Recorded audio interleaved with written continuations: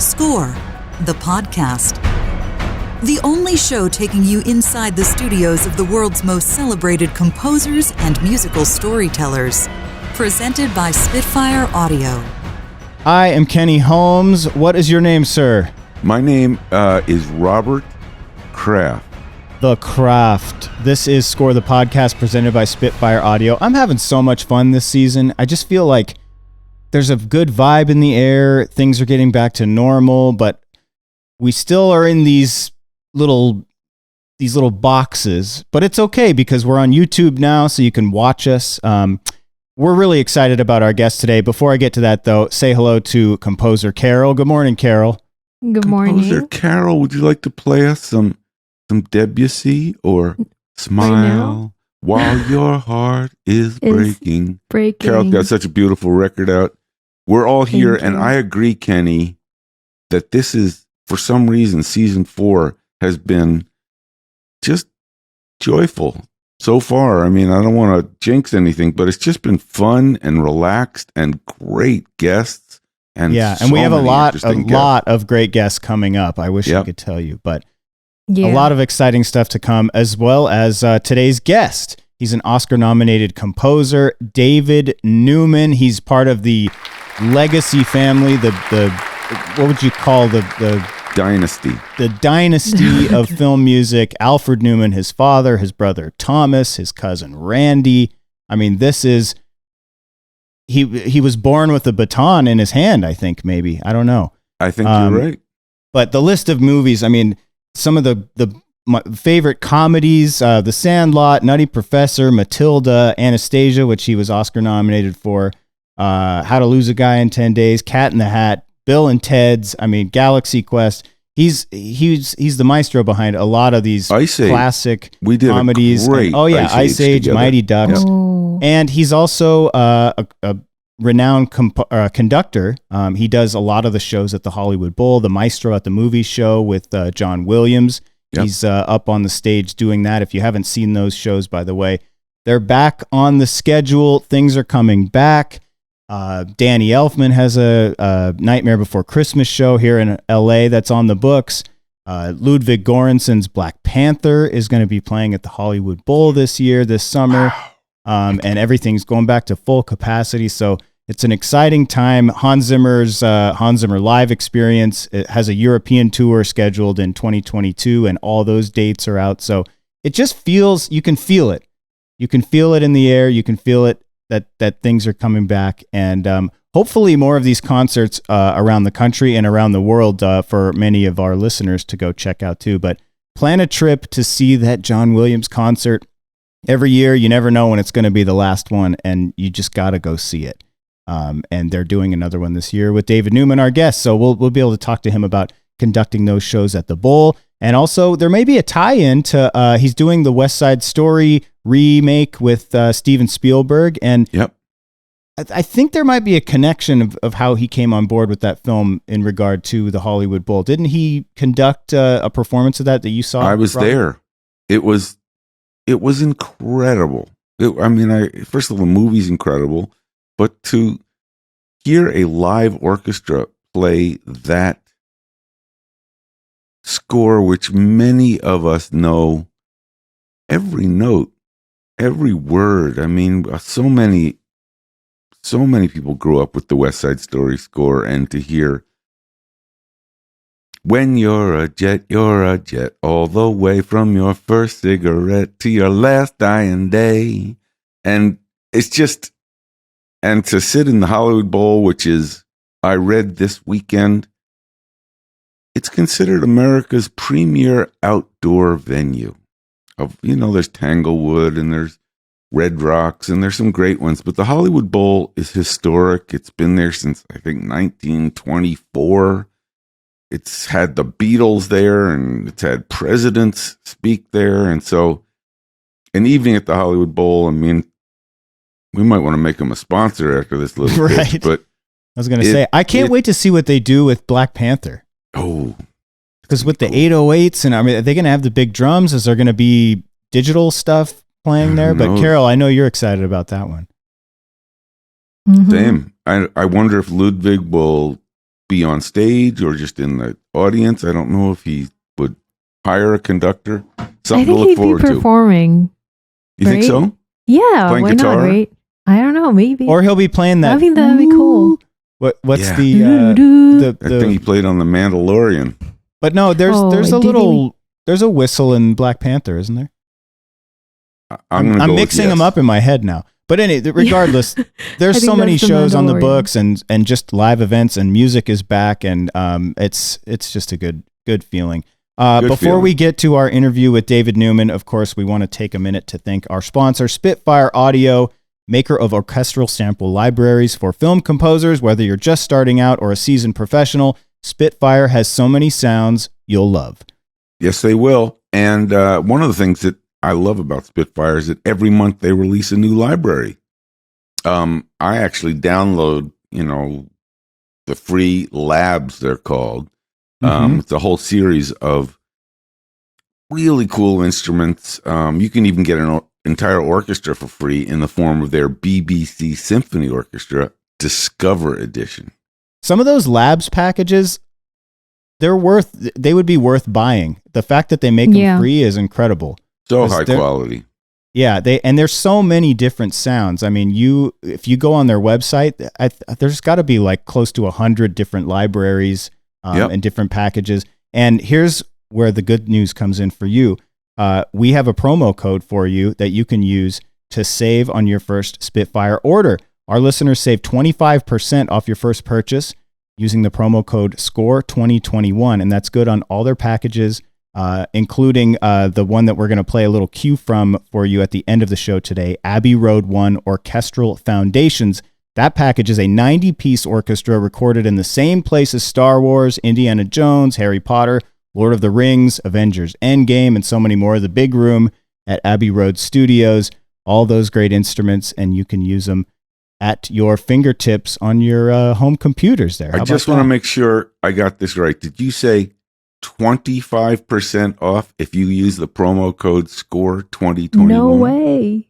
I know, it's ridiculous. But it's not going to last forever. These podcasts will be published, and you'll be able to hear them forever, but the promo codes will not. So make sure to get on there, get your SCORE 2021 promo code, put it in the cart. That lets them know we sent you, and it saves you 25%. It's exclusive to you, our listeners. And then again, listen for that demo cue at the end of the show today so you can hear some of the different sounds to elevate your music. I think we should just get to it. We have so much to talk with David Newman about, and let's get right to it. We're going to take a short break, and when we come back, Oscar-nominated composer David Newman joins Score the Podcast. Stick around. We'll be right back. Hey, guys. It's good to see you. I wanted to tell you about this thing called More Score. Have you heard about this? I have heard about it but that's because I read everything. So, I mean, there's very little It gets printed daily and I'm on it. Delivered to your front doorstep. Yes, More Score is what it is. It's our new Patreon show, and all of our listeners can go check it out. We're putting out episodes all the time, and you're probably wondering, what's Patreon? Have you heard of Patreon Could you tell before? me? Rob, I'd be delighted to tell you. Patreon is a website where our fans basically can crowdfund and tell us the type of content that they would like us to be able to go produce. So we've been going out and doing interviews with people. Obviously, we've interviewed you both directly there, and a little bit about your lives and the people who you've crossed paths with, but also Carlos Rafael Rivera of the Queen's Gambit on Netflix, and the guys from Cobra Kai, which it was kind of cool. We found out that when we recorded with Chris Beck for Score a Film Music Documentary, those guys were just getting coffee. They might have offered us coffee. I think Zach said they did, I think. And it was great coffee, which was a great sign for their futures.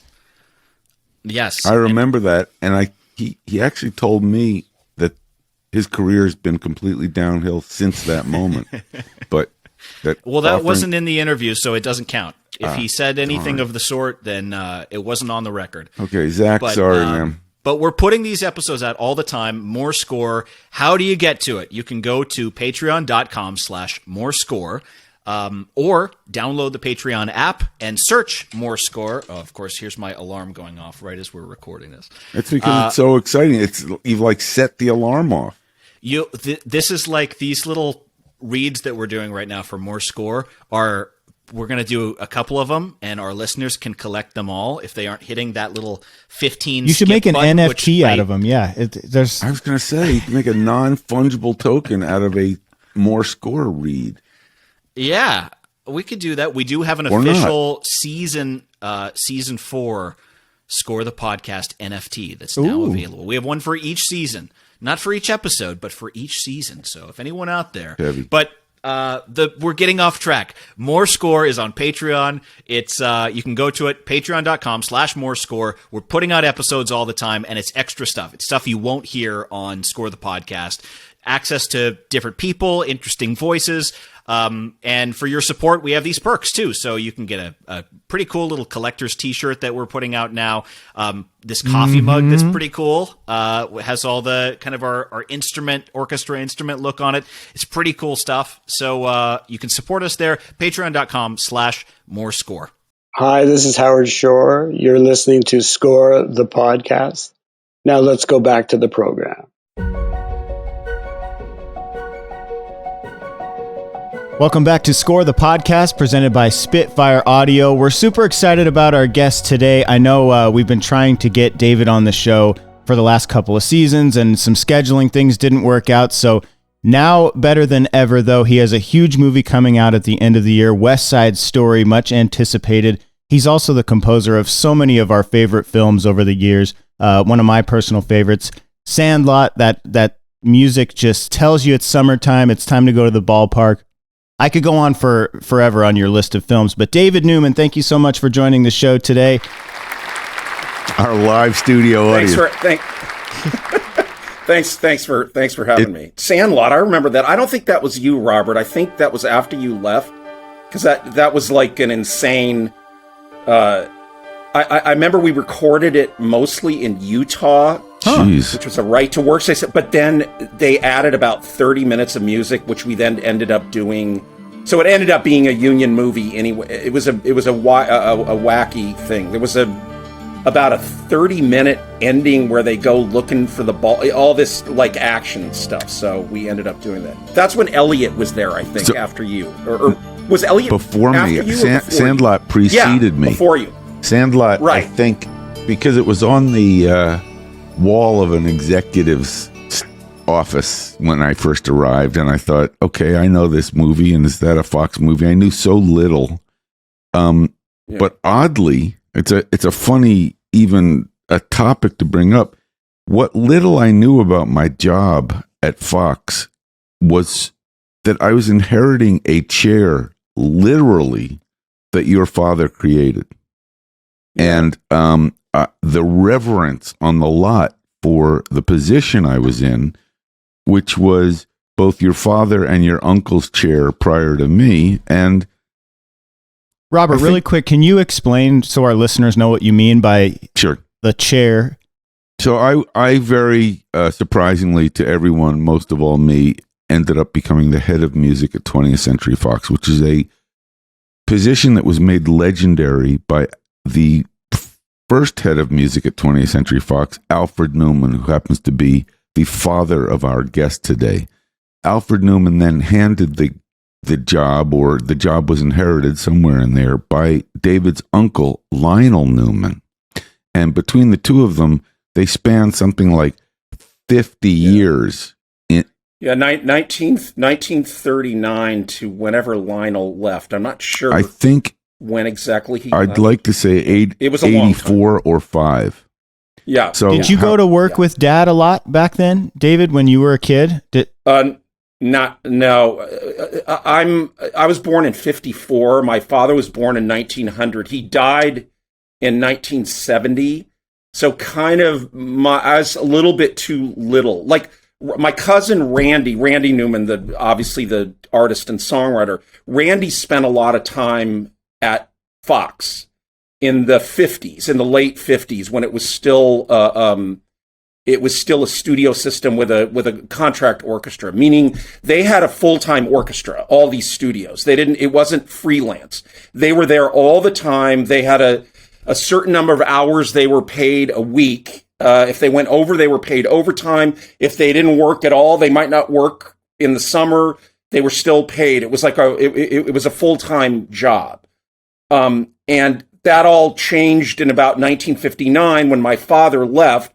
And then, Robert, I think there was a few years where it was turning into more television stuff, which Lionel was doing more of the early TV stuff.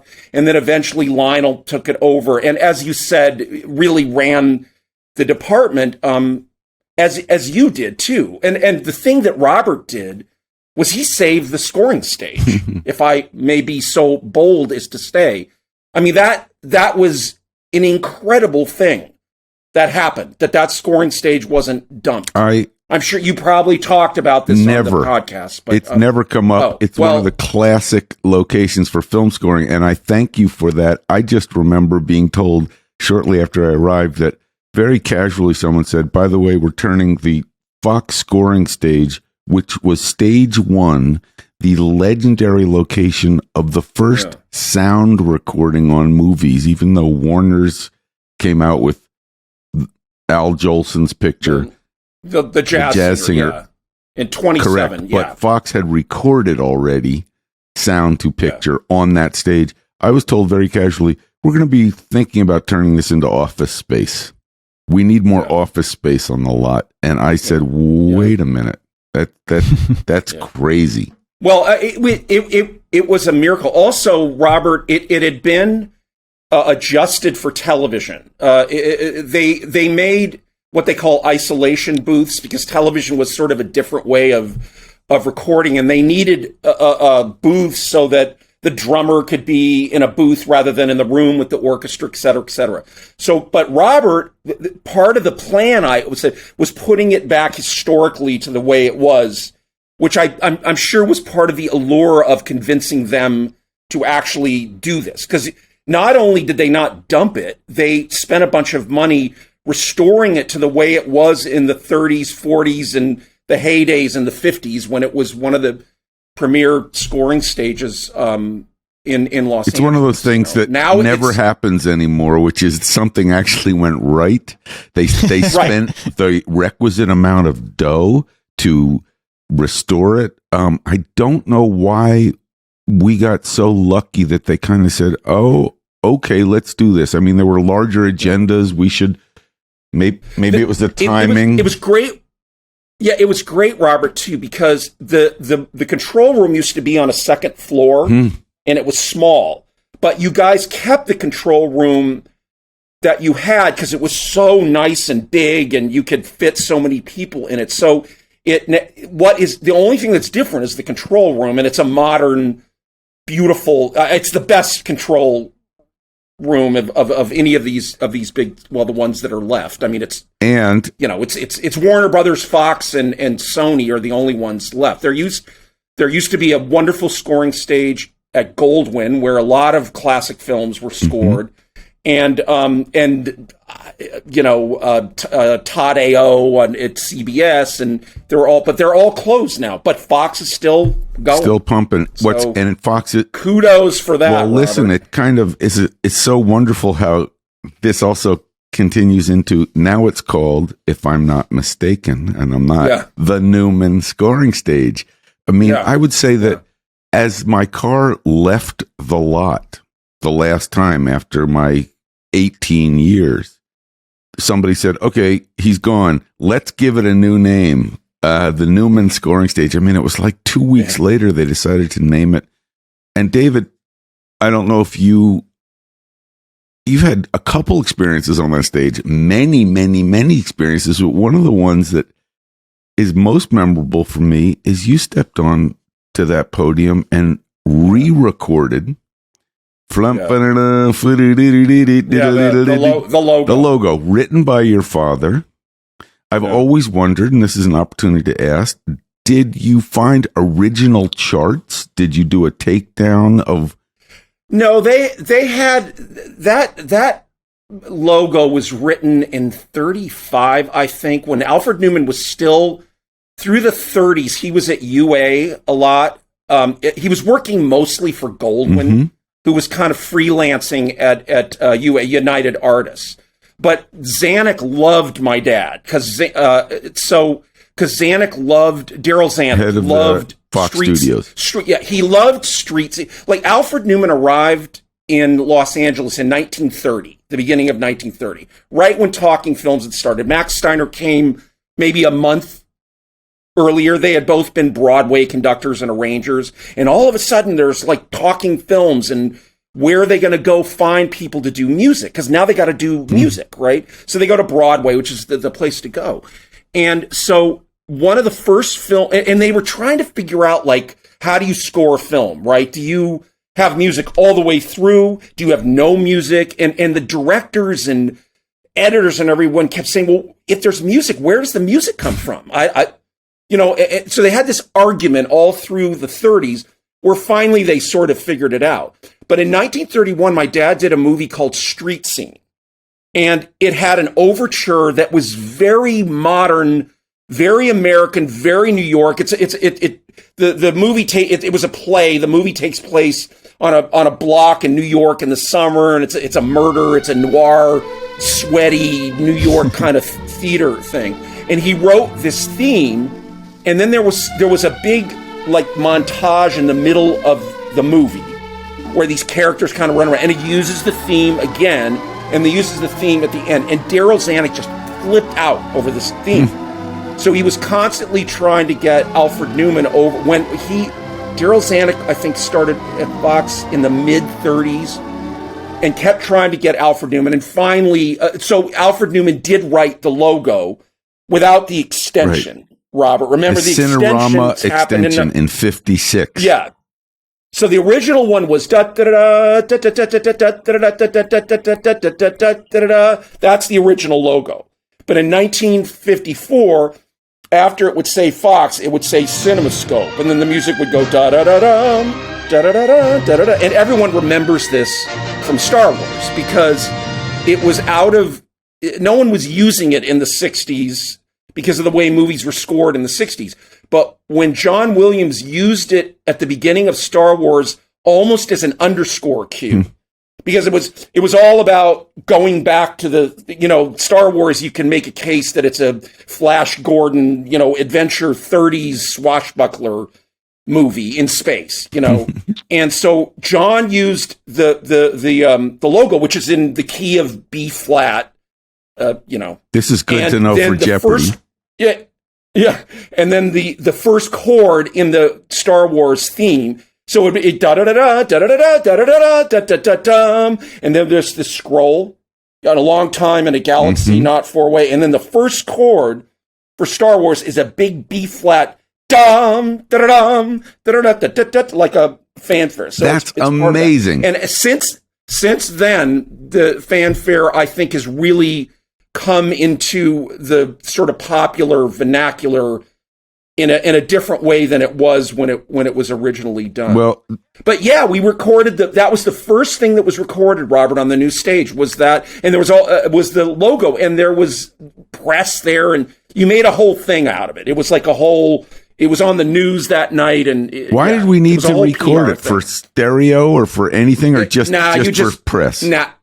It was press. I was going to say it sounds it was made for press that moment. And here's David Robert, Newman. You guys doing it. No, you I'm assuming your PR department or you guys staged the event and and yeah, I mean there's been millions of recordings of the logo. That music is Fox had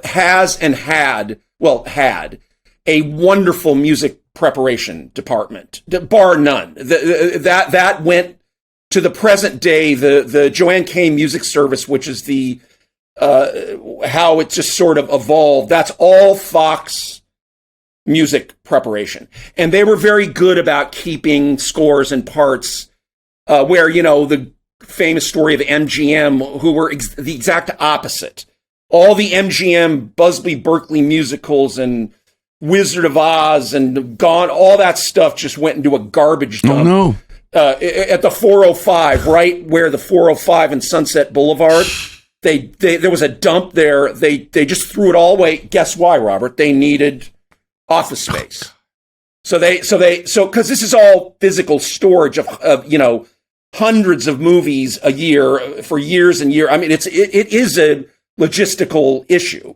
So MGM threw it all away. Fox, of course, kept all. Like Disney was really good at that because they knew about re-releasing their movies and stuff. But most of the studios they didn't give a crap. It was all one-offs, and they just threw it away.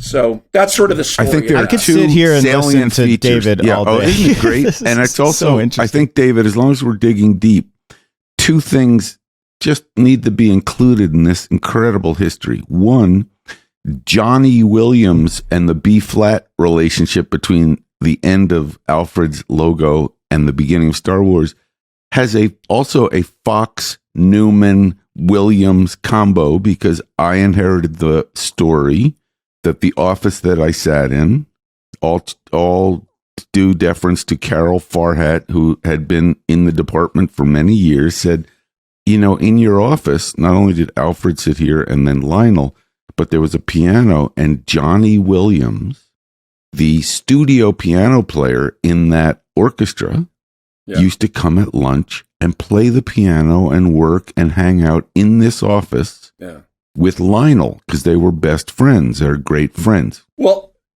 yeah, I mean, best friends, like friends for the ages. They were as close as you can be.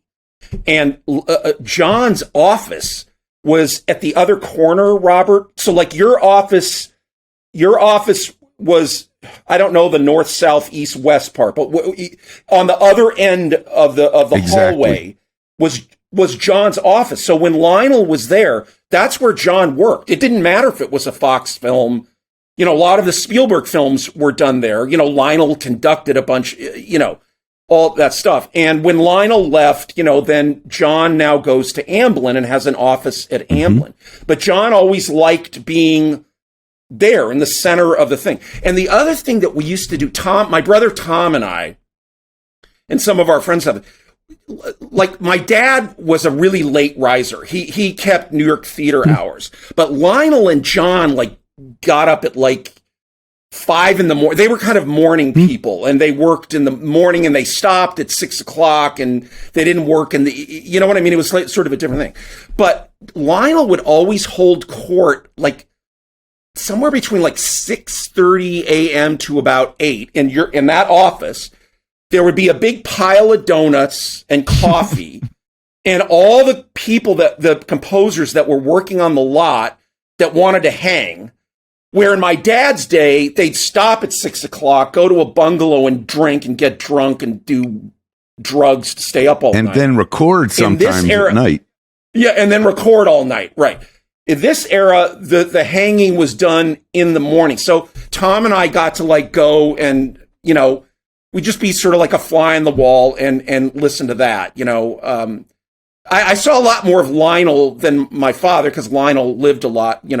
I was just a little shy of 16 when my father died, but Lionel was around a lot. So I did see a lot of that. But you're not, and John, you don't speak as profanely as your uncle Lionel. You're far more polite and respectful. Lionel is legendary. The stories, they're about at least a dozen jokes I've been told of. Well, did you ever hear the story about Lionel Newman when he was told not to say anything dirty to an orchestra, and he got up on the podium and said, I've been told this, and then would say some classic thing. Yeah. And when he won his one Academy Award was for Hello, Dolly, the movie that almost bankrupted Fox. And I don't think he swore, but he did something that you would just never. He said, damn, or some kind of very thing close to a. You were scared he was going to say something on TV that was profane. So, yeah. David, good. So many great stories, but I do want to ask you about you and your interest and when that started, because you said you didn't go hang out at the office with Dad, and he passed when you were a teenager.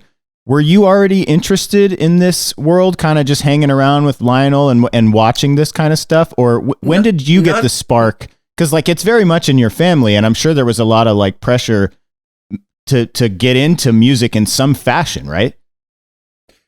There was no pressure to get into film music. There was even Tom. Tom had wanted to, Thomas, I just call him Tom, but he always wanted to be a composer. I was interested in conducting and the violin. We both went to university or conservatory-ish university. I studied violin performance and conducting. Tom did composition. But none of us were thinking of a film music track. Randy maybe a little more than us, but Randy was already famous before he ever started doing film music. Because his pal Lenny Warnaker, and he conspired to get Randy as a recording artist at Warner Brothers, and Randy deserved it, of course. And so he had a huge career as an artist. Yeah. It's he still does. But I think Randy's love, like all of us, it's like a siren song. It's so weird. None of us felt any pressure. My mom, we certainly had pressure to be trained as musicians, but it really took with the three of us, me, Tom, and my younger sister Maria. So it really wasn't like, we were all studying violin when we were 7 years old, and then piano, and then theory and counterpoint really early on. And then we went, we all did the university track. We all did graduate work and all that.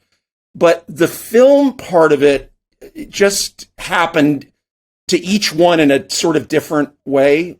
For me, I was working in the 70s as a fiddle player, but I wanted to be a conductor, but it wasn't really going anywhere. I couldn't see it as anything that was going to happen. So I just decided to try film music. How did you decide? I mean, I didn't know this. That first of all, were you a studio violinist, kind of on call? On some John Williams scores, right?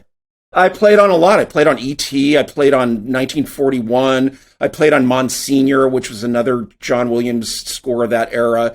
Played on a bunch of Jerry Goldsmith thing. The first thing I ever played, the session, I've told this story before, was a TV movie that Frank Sinatra starred in that Jerry Goldsmith did called Contract on Cherry Street. So it must have been like 1978 or 9. And I walk in, Robert, and there's 9 trombones and 5 clarinets and strings and piano and, 9 trombones. Now, remember, I'm completely trained. By the time Tom and I are 18 years old, because of the infrastructure of young musicians, especially if you're a string player, you play in all these youth orchestras, but also what are called community orchestras. And community orchestras in a big city are, say an orchestra is like 80 or 90 people, right? So maybe 50 of them are amateurs, but they can play enough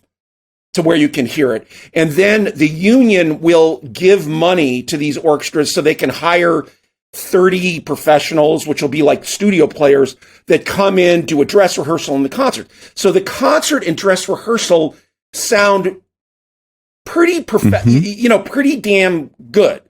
So by the time Tom and I are 17 or 18, we played all the Beethoven symphonies, all the Tchaikovsky symphonies.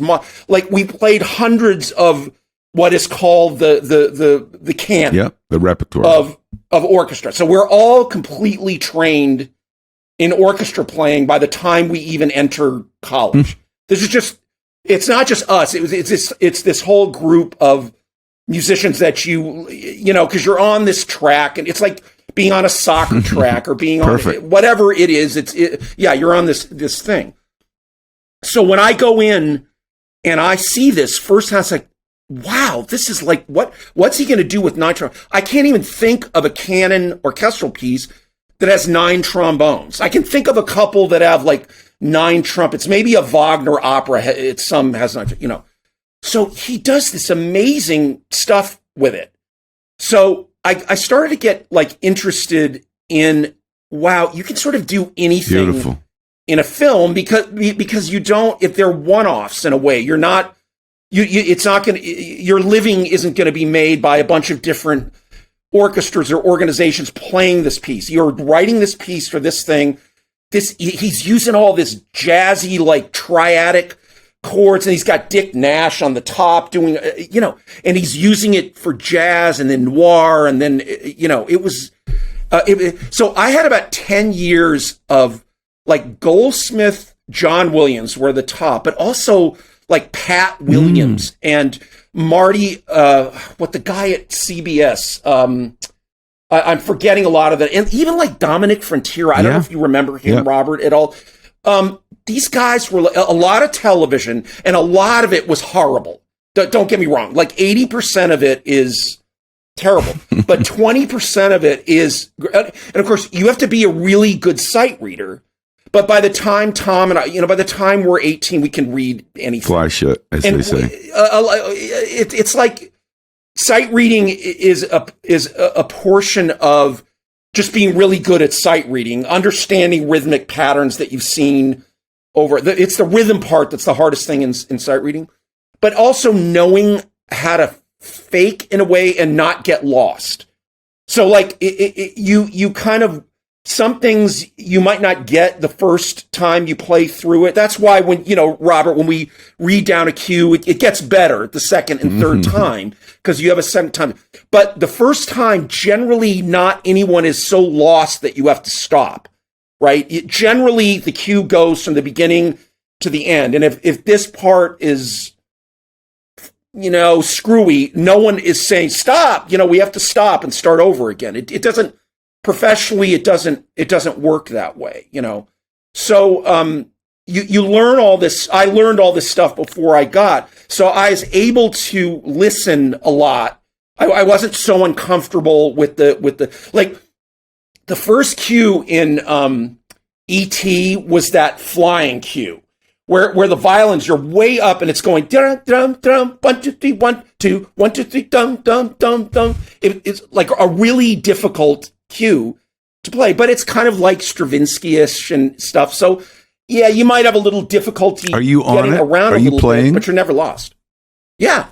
No, I'm sitting in the first violins, probably on the last stand. I'm mostly in the last stand. It's a wow. Would John Williams it is what it nod is. to you and say, "Hey, welcome, ladies and gentlemen, in our audience tonight"? No. Oh, no. Nothing. No, you just, there were enough pissed off people. Freelancing, as you know, freelancing is a weird, there's no audition process. It's a, for an orchestra, you have to audition. This is just, it's a weird thing. It's fine. Yeah. Once you sit down and play and you're, you have stand part. Well, you also have stand partners when you play a string instrument, so they can hear you play. If you can't cut it, you're not gonna. You're not allowed. Anyway, and most film music isn't that hard to play. Just once in a while, it's hard. There must have been a migration from you being this fiddle player to what was the moment? Because I never knew any of this, David. As long as we've known each other, I didn't know this, and I also am really deeply respectful of what you brought to film composing, which a lot of film composers don't know. You had 10 years, you said, of playing on those dates, but prior to that, you also played in orchestras and you understood what orchestras did and you knew the canon. So many film composers, how many people say, wow, man, I made 2 records as a rock guitar player. What do you think about me doing film music? And I'm sort of stumped. And they also get hired and they kind of wing it. No. But I don't know the story of what was the event that migrated you. It wasn't an event. Did somebody call and say, write a film score for me? I had a guy who was a friend who was a composer, and I started working initially with a partner, which broke up very fast, like those things tend to do. But I did a couple of remember there used to be I like industrial films and little like I did a Mondale when Mondale was running. We did a little thing, and I did a demo that was like an analog demo. It was like with all my friends. We wrote a piece, about a 10-minute orchestra piece, and then we all, I forget it. Probably everybody did it for free or whatever. Yeah. And then Chris and I, my wife and I, who's also a violinist, we probably overdubbed the violin part 15 times, and we did that sort of thing. It was a gradual thing for me. I was not, again, I had no experience composing, except when you're trained in a discipline called counterpoint, where and ear training, you have to take dictation and write down what you hear. But counterpoint, you have to write a canon, an invention, or like the exposition of a fugue or whatever. They're things that you have to learn how to do to pass out of the course. Mm-hmm. So it's not like I couldn't. Anybody trained in music that has the cojones to do it can write music. You can write music down. It's just, is it any good? So it took me from about 81 to about 86 to really figure that this was a viable thing for me to do. So I sort of on and off worked less and less after I got married in 82. Maybe I did the Academy Award like 7 or 8 years in a row. Oh, one time this is great. One time I did the Academy Awards. You mean as musical director? Just playing. Just playing. Okay. But yeah, it was the best job there was. For a week of work, it was like $8,000. Nice. It was like a gold mine. But one year, you wear headphones, obviously, and one year they had the entire studio feed accidentally in our headphones, so you could hear the director call out cues, and you have never in your life heard anything so profane. I mean, talk about Lionel, Robert. This was like Lionel on steroids. And then 1 year Lionel did it, and it was the first year off site. It was at Ocean Way, remember? Well, it's still there. And we were all at Ocean Way, but they had never done a remote before. And it was hairy. And Joanne was right next to Lionel, because they never knew what was going to happen. And it wasn't all worked out yet, doing remotes and stuff. And it was right. They call out the movie, funny, and Joanne has to find the charts right away, or tell somebody. It's like 2 pages, and they have like 3 bars of each movie, so you can hear it. It's not, that isn't the worst part of it. The part of it is like when you play what. Obviously, when they announce a winner, you're going to play. But the rest of it, you're just sitting there waiting, and something weird. You know what I mean? So, love it. Anyway, that's just an aside. I never thought about that. But that thing about the directors in television, they are insane. Those people in live television. I mean, that must be the most pressure there is. Can you imagine their blood pressure level by the end of the night? But they're using this incredibly,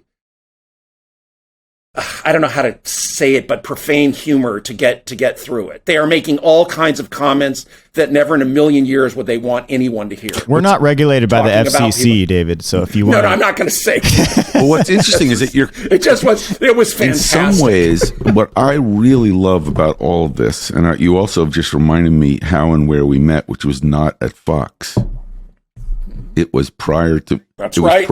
That's right. I was playing fiddle, and also right. You arranged Bruce Willis. You arranged for a Bruce Willis record on the boardwalk. I was producing. Well, I arranged some string. And parts, I just thought, wait a minute. Here's a human being that can do things I couldn't do. I was very musical, but I couldn't write a string chart for a pop record, and you did this beautiful job. All hail John. What year? Do you remember what year that? I can tell you, it was 86, and John Vigran was my engineer. That's right. That was when I'd started working. That's right, because I knew Vigran because he'd worked with Tom a lot, my brother Thomas, and he had done a couple films for me too. And you wrote a chart for Under the Boardwalk, which then went number 1 in England. It was a beautiful string part. But what's interesting to me hearing all of this, and also for our listeners to hear how much work and hours, that 10,000 hours David brings to his job.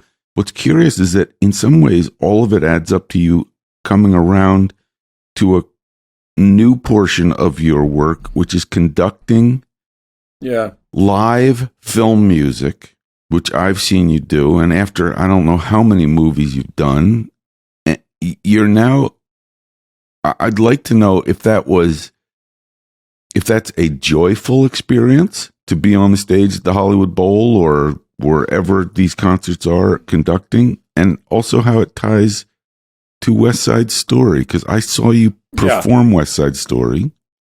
How did live film music start to become such a major part of what you did? Yeah. I don't want to go into too long a story, but do you were you at Fox at 80? When did you go to Fox? 94. Okay, so at 80 in 1988, 89, around that time, I was doing the Composers Lab at Sundance. Mm-hmm. You must have gone to that at some point in your career. Yeah. And we started a thing, the film music preservation program. Because the guy, Tom Wilhite, who ran it, who was my friend from Disney, and his partner, they were big film music fans. And we started doing these clip shows. They weren't full movies, but we would do like the main title of Spartacus. And then Mancini would come and do the beginning of what's that movie? The Orson Welles movie, where he's the Third Man or... No. It's I always forget this. It's that big long shot at the beginning where there's a bomb in the car and it blows up at the end of the bomb. Anyway, we got all these. Delarue came and Marvin Hamlish. So we would do like a big show where they'd all do their own music, but with a film clip. But it was on it was on a projector. Which I remember when you guys did the Fox show at the Bowl with Jerry. I mean, the Jerry show. It wasn't Jerry. It was with Macheri. That was on film, right? When you guys did that? Right. And so if you stopped in the middle with the film, you had to take the film off, hand crank it back. I mean, there was no rehearsing. And I remember you guys went way over time because of the technical logistics. Now it's like, now when I do this, I have an iPad. I can go absolutely anywhere that I want in the film and say, bar, blah, blah, blah, blah, blah, blah, let's go. I have complete control of the rehearsal process. And clicks also come up. Clicks, streamers, anything you want. It's all clicked because it's the only way to do the streamers. You can use them or not use them. So you sometimes use them, you sometimes don't use them. It's whatever you need. And it depends on the conductor. Some conductors don't want to use it. For me, I'm interested in it being in sync. So like I did Singing in the Rain.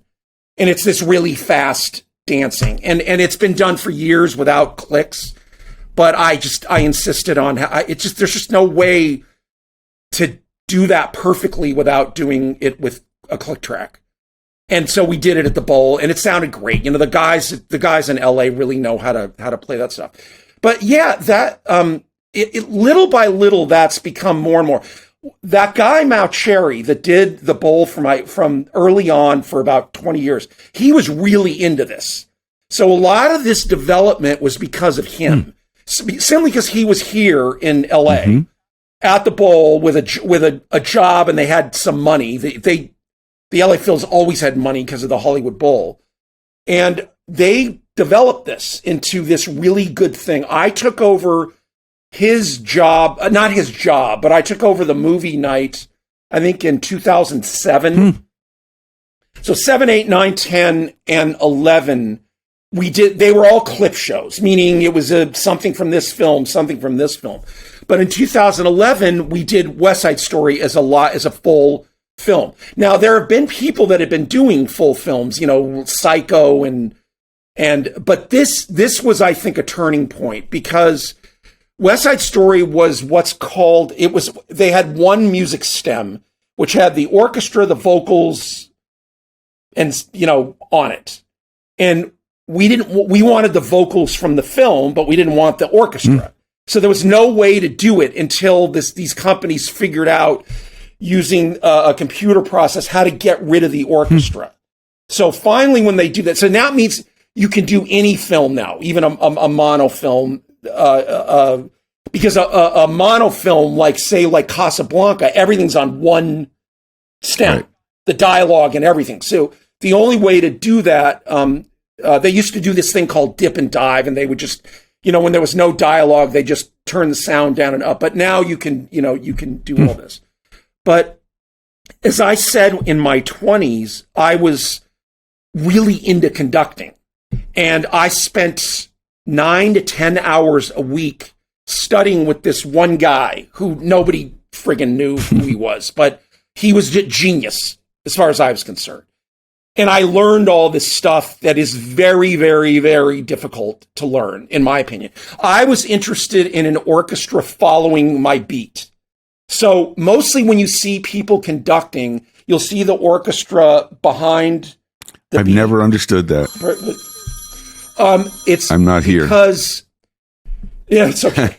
it's because of the nature of 100 people culturally in their little club having to play together. So you just minutely wait because you don't really trust the beat enough. So you wait for everybody to play.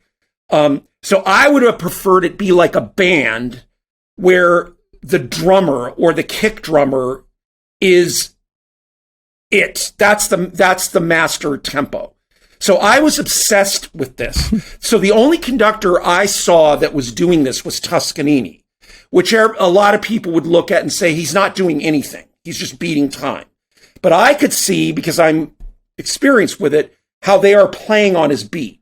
It's almost like as if he went 1, 2, 3, 4 and stopped moving, that the orchestra would stop.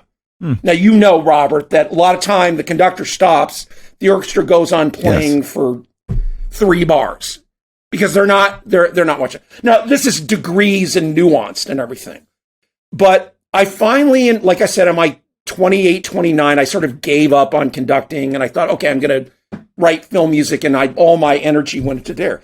But now I start conducting in 2007, and I'm doing okay. It's, whatever, But when I start like doing it like 2011, 2012, like 10 or 11 times a year. Right. With a live audience. I'm going to, it's not the audience, it's the orchestras. So I'm going to these great orchestras. I'm going to Boston and Philadelphia and Cleveland and and in England and these are like the best orchestras in the world. And then all this training I had started to kick in for me again. So, things that I had not even thought about since I was in my 20s, I started to think about again. It's too nuanced to go into detail, but, and again, it's not something that you can do perfectly. So I always feel like the metaphor for a conductor is like flying. I've never flown a plane, but my understanding is when you're flying a plane, you're always a little bit off course. You drift off, you get back. You drift off, you get back. You drift off, you get back.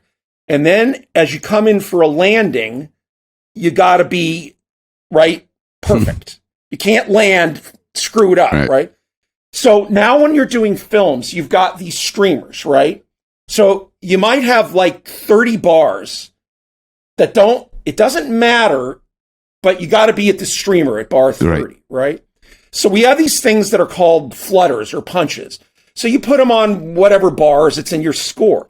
And they're like navigations. You can see, I'm a little slow. I'm a little fast. And conducting is like you're always trying to get back.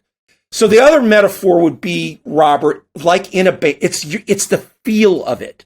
How is the groove? There is so much groove in orchestra music that no one ever talks about when you're conducting. If you, like, say, if it's a Mozart symphony or a Beethoven symphony, it's the way the pulse is designed. If you can get the orchestra into that groove, everything falls into place. It all blends. It feels like people start like wanting to move in their seats. So much orchestra music is rhythmic in nature, like this, you know. So this is what I was interested in. This is what I learned a method of doing. However imperfect I am in doing it, I have had moments where it has just been like a dream. Like, this is for me. This is not for everybody. This is what it feels like when everything lines up, the groove is right. You know, and in canon music, the pulse is really important. In film music, it's like 95% of it is orchestra groove. Whatever it is, if it's comedy, noir, it you know, now you do groove a lot with band instruments and stuff. But still, a lot of, when you have an orchestra, even playing with a band groove, like a pulsing bass line, if anyone in the orchestra is moving, and they're not moving in a way that's appropriate with the bass line, it just feels bad. It's like the drummer dragging, or, you know, in a band, whoever is dragging, if the bass player is dragging, everyone has to go with them. You can't not be together. You have to be together, but it screws up everything. And when it gets right, it's like the easiest You're in thing. the zone. You relax. You're in the zone. You're relaxed. You're not thinking about it. You've rehearsed it, and it just goes. Yeah. So my best experience with that, and then I'll shut up about it, is in 2017, I did all 4 Star Wars movies that are being done live now, which is the first 3 and the last one in a month with the New York Philharmonic, who I love, right? Wow. So I had about 30 services in a month. So the more that I did this, the more they got used to me, the better this got. So I could rehearse, like the Return of the Jedi, I think, has 120 minutes of music. So we have like 2 rehearsals. So it's about 5 hours of rehearsal for 2 hours of music. You can't rehearse that. So this is the other thing with conducting is a non-verbal, quote unquote, art form. You can't stop in a performance and say, hey, that's not, you know, that's loud. You know, and you're not, it's a third person thing. Conducting, you're not playing anything. You're moving your body around. Right. So it's a very nuanced, weird thing. But the more I did it, to answer this question in a long way, that is the favorite thing about it, is that. Nice. I get very nervous. I love the audience because once it gets going, I find applause mildly fascist, if that makes sense. I'll go it's with like, that. There's something weird about, though, you know, it's nice to be applauded, but it's not, it's a weird, what I like is the communal, everyone there stuffed, you know, in the least COVID way, right, stuffed together, watching this movie that they're so happy to be able to watch with other people and be, I do love that. I get horribly nervous before I step out on stage. Once I'm on stage, I'm fine. So if it wasn't for the traveling and the hanging around, it would be a lot easier for me. But that's sort of my take on I can that. feel the passion you have for this, for conducting. Ditto. So much through your storytelling of your experiences doing that. It's very clear that this is and was your favorite thing to start. And it's so cool that you were able to finally get back into doing what you originally wanted to. Aside from the fact that you scored a bunch of great movies and your scores are fantastic. Well, yeah. We're really quick, we're going to take a break. And then when we come back, we're going to ask you, there's so much to talk about. And David, I could seriously listen to a 7-hour episode of David telling these stories, but stick around, more with David Newman when we return. Hey, it's Matt Schrader here. If you like Score the Podcast, you're going to want to check out More Score, our new Patreon show for Score superfans. What's Patreon? Well, it's a website and an app that lets fans crowdfund the type of extra content you want. And now, More Score has it all on video. You can listen or watch right on the Patreon app. More Score already has the life stories of people you know, like Kenny and Robert from Score the Podcast, as well as bonus features, hangouts, and yes, original interviews, like Carlos Rafael Rivera from The Queen's Gambit on Netflix. Did you know he had to throw out his score and start fresh? More Score gives you insight into the film score world, and it's a beautiful addition to those of you who just can't wait for another episode of Score the Podcast. Best of all, More Score is year-round, no more off-season. Go to patreon.com/morescore or download the Patreon app and search More Score. Hi, this is Ludwig Goransson. You're listening to Score the Podcast, and now let's go back to the show.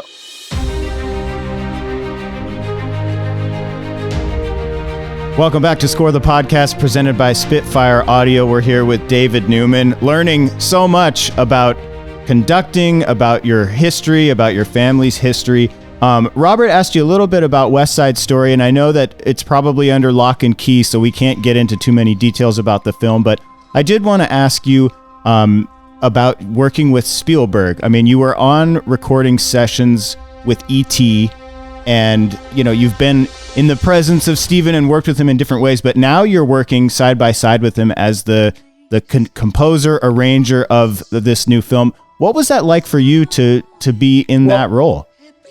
Let me, to be clear, I didn't do any I did a little bit of arranging. Quite frankly, in West Side Story, 95% of the music are songs and dances. There's a little bit of interstitial music, but it's all based on the show. It's using little. Yeah. Well, stuff like it's more towards the end of the movie after Bernardo and Riff are killed. There are a few little things of something. There's another song that does have an arrangement, but mainly this was my role in West Side Story. I did a lot of the. Actually, I'm probably not supposed to say that. I did not conduct this. Dudamel conducted Gustavo. That's known. I supervised it. I got on this to back up 2011. Remember, I said that's what I was wondering about, as we mentioned. Right, so, how did that tie in? The fact that you it did, because the Bernstein office, it's the LBO, the Leonard Bernstein office. They're very proactive with Leonard Bernstein's music in the classical world, and they're the ones that produced or helped produce this movie, West Side Story. We also did On the Waterfront as well, which is another story. But they were very much involved in the movie. It's no secret that they hated the 1961 version, the Robert Wise version. I never knew. West Side Story. Oh, they detested it. They would have liked West Side Story. That's, Bernstein, Sondheim, Arthur Lawrence, and Jerome Robbins. Though Jerome Robbins was a co-director, so I guess he couldn't really say that. But I think those guys would have preferred that it was a black and white, sweaty mono movie in a way. I mean, not mono because of the voice, but you know what I mean? A claustrophobic, black and white, sweaty, like it is on stage, the Waterfront originally. Like On the Waterfront. Of course, it starts off like The Sound of Music, right? Or is going to start off a couple of years later, with that big panning shot into the thing. Most of our thoughts about West Side Story from the movie, obviously not from more people have seen the movie. Anyway, be that as it may, we did the movie. It was very popular, and I got friendly with the office because I had to work so closely with them. And then I worked with them on the waterfront and everything. So when the movie came, John was supposed to do it, though I never saw, I don't know what, there really was nothing to do in the movie but kind of oversee it and make sure it didn't go off the rails, which is sort of was my job. So John asked me if I would sort of take over for what he was quote unquote going to do, whether that was real or not. And so that's what I ended up doing. So I ended up sort of overseeing the music part. I did a little arranging, I did a little orchestrating, but it was kind of a big group effort. There was a vocal person, there was a music supervisor, there was me, there was Spielberg. It was a little chaotic at times, but it turned out great, I can say. It is a wonderful take on West Side Story. It's very young. I don't know if you've seen the trailer. At the Oscars, they're very young. And I think that's it's more akin to the Romeo and Juliet, a modern sort of Romeo and Juliet, which is really the way it was designed in the first place. The singing ended up being very good. Some really, really good stuff, but it's really characterful and it's lovely. It's a lovely movie. It was very difficult, and we got, cock-blocked, by COVID. We weren't quite done yet. Right? Like we were 3 days, we were going to go to New York in March, and I knew we weren't, Robert. It was so nuts. We were at Fox talking, and they're all planning. We're going to go to New York, and we all knew we're not, So we were supposed to be in March 23rd, 2020 in New York recording. So it shut down a week before, 5 days. But and if we had gone, we would have just gotten stuck in New York. So the whole thing shut down. We ended up then going back and recording the prologue, which we hadn't done yet. That's what was left out, and other little things, which we did at Fox, and finished up. And then they dubbed the movie, which they were able to do because it's not a million people. And we just finished doing the soundtrack, which I must say sounds amazing, and it wasn't easy to do. It's some of the most difficult music to sing. Talk about, Robert.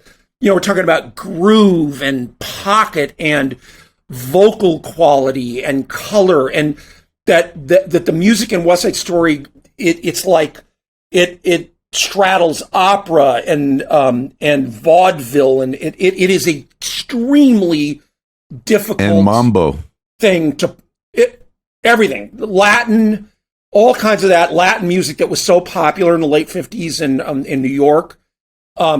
So all that, it was a very tricky thing to do, but it turned out, I think, great. I don't know how it's going to be. I'm sure it's going to be huge. And you just have reminded me, I'm know. going to indulge in asking a very high-tech musical question about West Side Story that I realized here is someone who can enlighten me.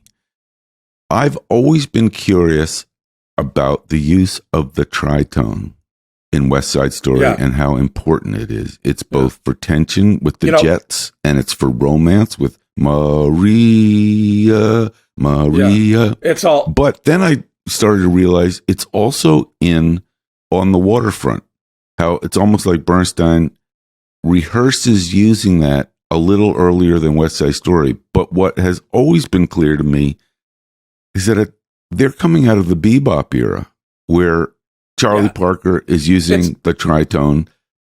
It's a Salt blues peanuts, thing. salt peanuts. Yeah. So, did you hear my question? Here's my question. It's simply this: Did you realize that On the Waterfront and West Side Story had some confluence, regardless of the bebop influence, by the same composer using this interval that was kind of signature of that era? Yeah, the sharp four, or which they generally move down to the fourth, or the flat third. they're kind of blues, New York, Broadway thing. Also, they call it a shofar. Am I pronouncing that right? The Jewish call to worship is one of the intervals in that that's I think in a way what Bernstein was Never thinking. thought that. I didn't either, but that's what they call it I always thought of it also as a flat 5, not a sharp 4. Yeah. But or a sharp 11. It's an interval. The devil's interval. It's an interval. It's the middle of the 12 notes of the scale. It's an interval that was shunned in medieval and Renaissance and the classical era, and a little bit less in Romanticism, and then started to be used a lot, but definitely in Tin Pan Alley and vaudeville and blues. And Gershwin uses it all the time in the flat third, Yeah. Let's see, Street Scene. Da, da, da, da, da, da. They use the flat third a lot. Oh, that's the so flat third is sort of the same thing. Right, that. Yeah. Written before the Street Scene's written before Porgy and Bess, actually. But I don't know, all that stuff is in the air in New York in the 30s. Even Copeland wrote for any of your viewers. I think it's his piano concerto, 1927. It's the only one he wrote. Is a complete jazzy. It's fantastic. You guys should all go out and check that out. The Copeland piano concerto. I think it's 1927. My next favorite. It's great. Dave, can you tell us about being in the scoring stage with Spielberg? Is he pretty vocal in there? Does he sit back? Like what's the vibe like with Spielberg? He films. He likes to film stuff. So a lot of his views of stuff is behind a camera, even when we're doing stuff. But and he knows when to talk and he knows when to not talk. He knows when to let things get worked out, and he knows when to, And let's face it, Spielberg movies are the best dubbed movies there are. When we talk about dubbing, Robert, where the final mix, the way Spielberg uses music in his film, it's unparalleled. It's just brilliant. In my opinion, he allows the music. He also has a pretty good designed, composer, right? so it's valuable. But it's also it's a sensibility. When you say he's filming, like he's got his camera out on the stage, just filming constantly. Yeah. I think he likes to look at. Look, this is my opinion. He doesn't say this to me, but a lot of it he's filming. I wonder if it's for his own personal diaries. No, it is, or for both. I think. I can't wait for the movie. I literally can't wait. I'm so excited. I'm so excited to hear it, and I don't know if I'll hear it in a big theater and hear how it's mixed. It's a big December 26th. It's a big, huge widescreen movie. It is gorgeous looking. It's gorgeous, and it doesn't look like. I'm not a great visual person, but it's not like what you would think it would look like. It's pretty period. Anyway, you probably saw the trailer. I do know.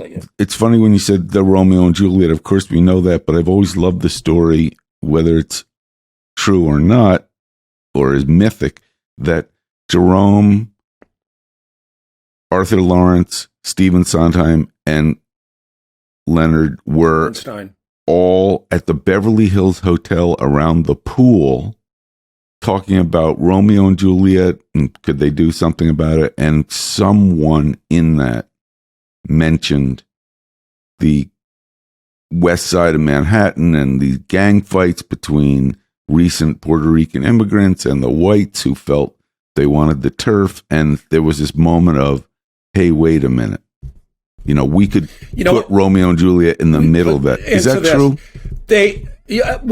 Originally it was called East Side Story, and it was a Jewish gang versus, I think, an Irish gang, and it didn't really resonate. And I think I don't know the story. I'm sure it's easy to Google the story out there, but it ended up, like you said, being more of an ethnic story than. But it was. I know it was originally called East Side Story. Do you think that this, of all the experiences that you've described for us in this wonderful conversation, do you feel that the next item, unless you know it, on your agenda veers more towards, of your various skill sets, conducting, composing, arranging, performing? Do you feel that film composing is going to be just part of the mix? What's next for David Newman? I try not to plan. I'd like to do more film composing. I'm working, so I have a show, but great. The conducting's been off for the year, but I'm supposed to do Princess Bride at the Hollywood Bowl at the end of July. I'll be there. I can't wait. If we do it, and then I have several other things booked.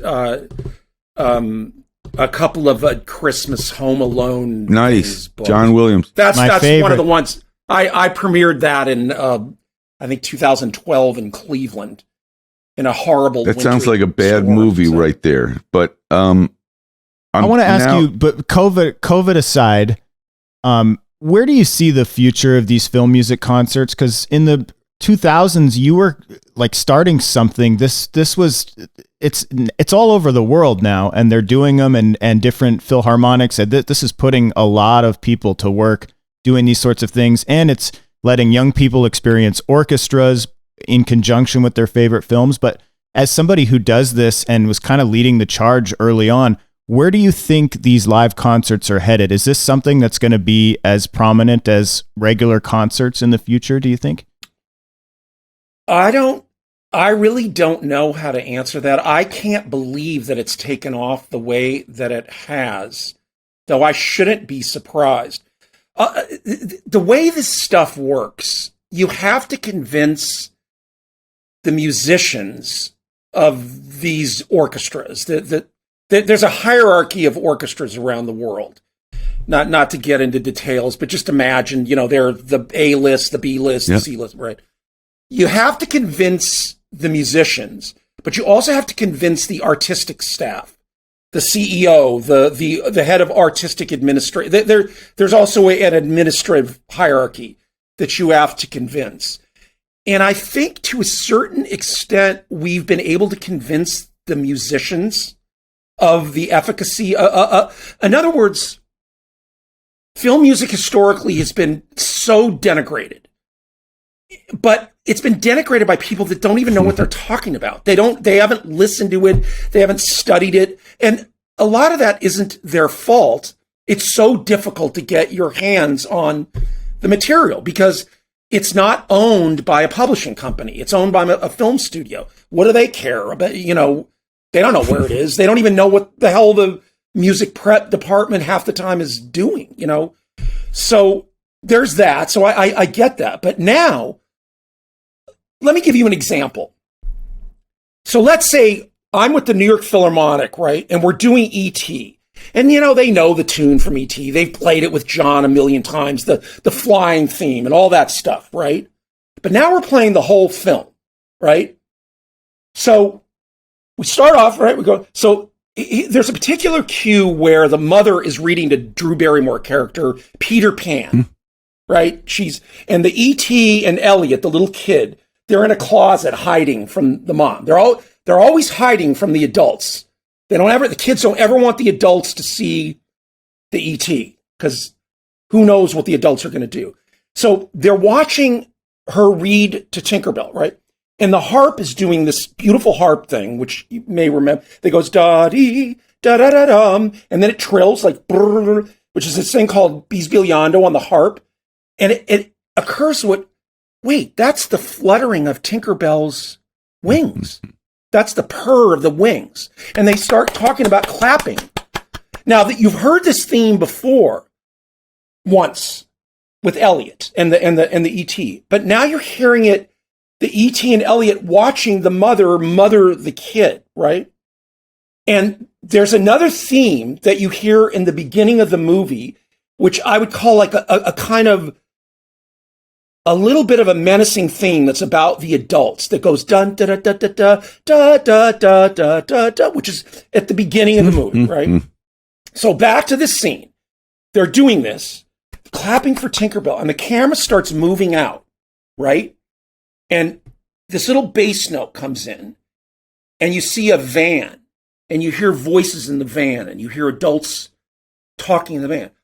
And this one flute plays that motive really low in its register. It goes dum da dum bum while the harp is still going. Now that is just brilliant. Now you're never going to know what that is until it had to be set up from the beginning, and you have, and so okay, you're doing 3 or 4 performances, right? It might not like kick in for a few, right? But they start to hear what's going on. They can hear the dialogue. They can't really see the film, but they all know the film. And this starts, oh, that's what film composing is. Film composing isn't writing concert music. It's film composing. It's its own thing. It deserves to be studied, written about. It deserves in like Robert, you said, in depth, not just the periphery of, this is a nice tune in this. What is going on with this? How is he doing this? And I'll give you one more example from E.T. We get the video for these, to practice the conductors with everything separated. So you can mute the music. So you practice without the music on. So you make sure, am I going too fast here? Am I going too, right? Okay. So turn off the music at the beginning of E.T. and you listen to the effects and there's like a wolf howling and and there are these little creatures sneaking around and it seems kind of weird. It's like, what's going on? It's eerie, right? Then you put the music in and it's like religious. It's like they're botanists. They're not there to disturb anything. They're the most benevolent creatures there are. So it's very hard to tell in film music what's going on if you can't take away the music. This is another problem studying film music.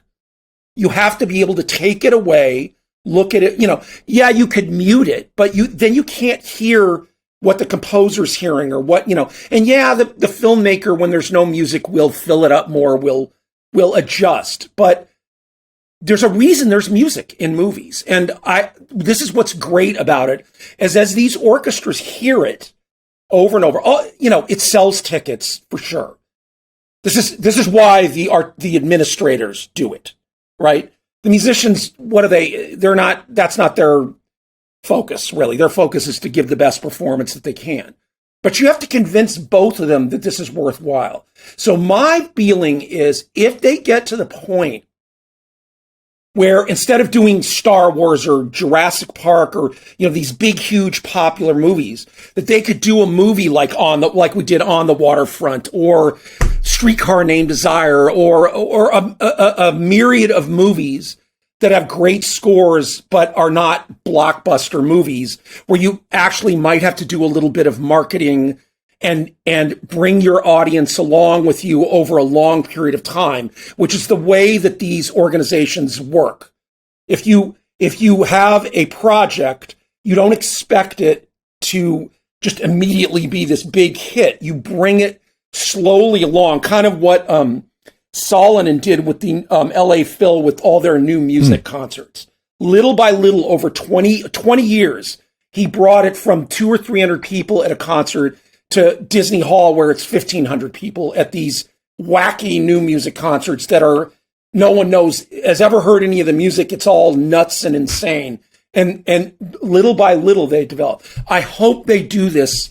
And I would love it if they would do original content or short form content but they have to be convinced that this is reasonable to do. Yeah. Well, that's sort of a long answer for me. You also have to introduce the audience to what it is, because if you're not using those big properties and those big films that are familiar, then the excitement isn't really But- there. But then once you get them drawn in, then it's like, oh, well, what Yeah. movie's playing now? It doesn't matter and- what it is. I think you also need it's David not- Newman to shine a light, literally shine a light on the intricacy and brilliance.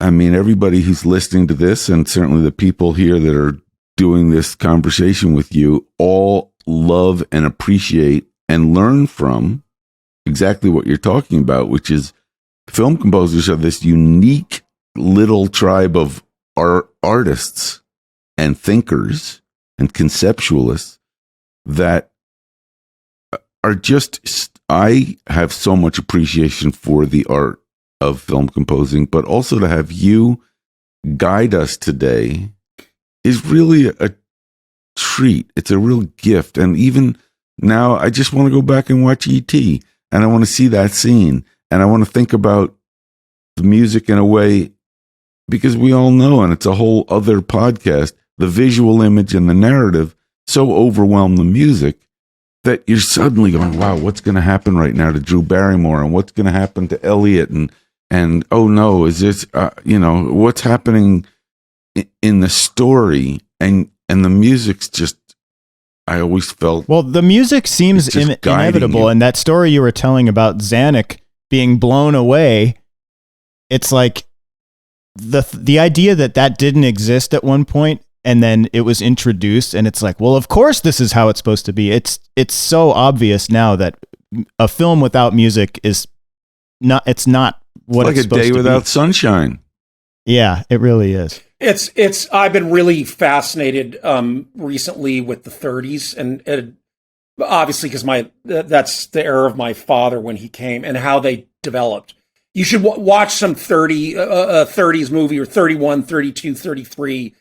It's just wacky. The use of music, you can see them struggling. I love that. With how to Is there one do it. particular And one you want to leave us with as a tip? There's a movie that my father did called Rain. It's with what's her face, the famous actress, Mommy Dearest, Joan Crawford. It's an early Joan Crawford film, and the music is just basically source music from her.